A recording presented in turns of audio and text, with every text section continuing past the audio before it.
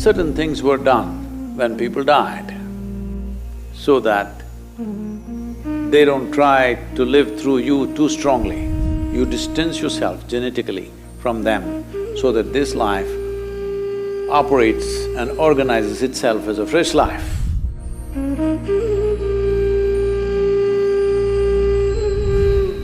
Well,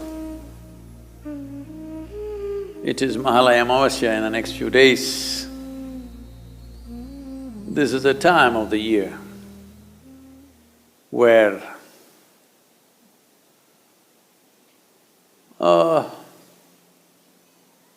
close to the autumnal equinox, this is the time of the year when the earth is most feminine, particularly in the northern hemisphere. The feminine quality of the planet is more enhanced. So, feminine being dominant, Mahalaya Amavasya is also seen as a time when our respects, regards and obeisance be paid to our ancestors. What is the significance of ancestors? They're dead, why should we bother about them? Well, the problem is, who you are right now, in today's world, you constantly being on Google, maybe you think you were delivered by the Google lady. The people that we refer to as your ancestors, they may not necessarily be wandering around, hanging onto the trees, but they're living within you. How much of ancestry stays alive within you? On one level, it enriches your life. On another level, it enslaves your life. We are who we are only because of our forefathers. What they learned, what they knew, their skills, their technologies, their sense of life, we have imbibed all of it knowingly or unknowingly, every one of us. At the same time, if you let them live too strong within you, you won't have a life of your own. Because then, do not underestimate the dead, they will try to live through you.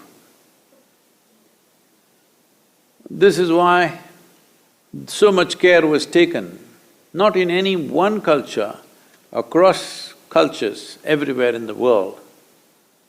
Certain things were done when people died, so that they don't try to live through you too strongly.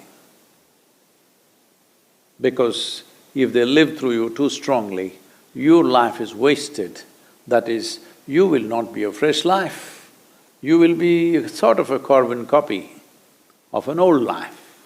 The very way you sit and stand You may not understand this in the beginning of your life.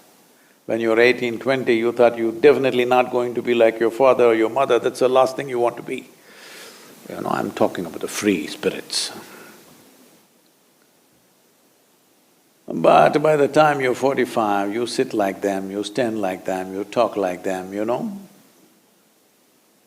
Unknowingly, even your body moves like them. So every culture always took care to distance themselves from the dead in so many different ways. In India, we developed elaborate methodologies, chose times when we can do maximum in this direction, so that year on year, we create more and more distance.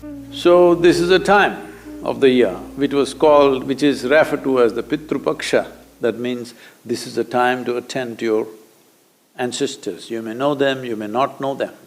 Up to 12 generations of people are usually attended to so that they don't try to live through you. You distance yourself genetically from them so that this life operates and organizes itself as a fresh life, as a new possibility, that it doesn't become a repetition of the past. So this, we are right now at this time under Mahalaya Amavasya. In the yoga center, I think anywhere between 20 to 25,000 people will do the necessary processes to distance themselves from their ancestors. They may be dead long time ago. How we handle the dead has substantial relevance to one's life. I've said this before, which now going into research mode in some places, because what you observe with life is no more research. You have to observe the lab rats, whether their ancestral behavior has influence on them. Only if it's true for rats, it's true for you. Rat race, you know. Well, even among them, it's been noticed that one experiment, I think this happened in the Emory University, if I'm right, or I could be off in terms of university, some premier American university for sure. They made this small experiment where a bunch of rats were given nice a cherry blossom smelling cheese. They lapped it up one day. Next day when they came to eat, when they bit into the cheese, they got an electric shock. You know, humans. And again, a few days they did this, that whenever they bit into this cherry blossom smelling cheese, they got a shock. 7 generations of rats would not go anywhere near cherry blossom smell. They learned their lesson, I'm saying. And these generations did not live together in case they're running a school. They were separated.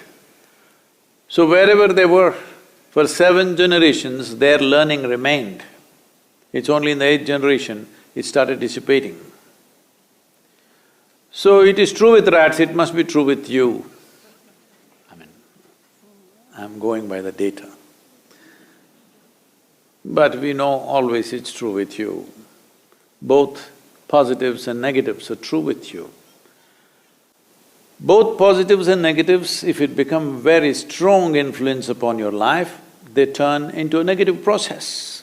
It may be positive, but if it becomes a very strong influence, then it becomes negative because whatever your 7 I'm only going 7, okay? Mahalaya Amavasya we're going to 12, but in case… because you're all covered, I can't make out whether you're Homo sapiens or rodents. Really, we're all looking funny these days.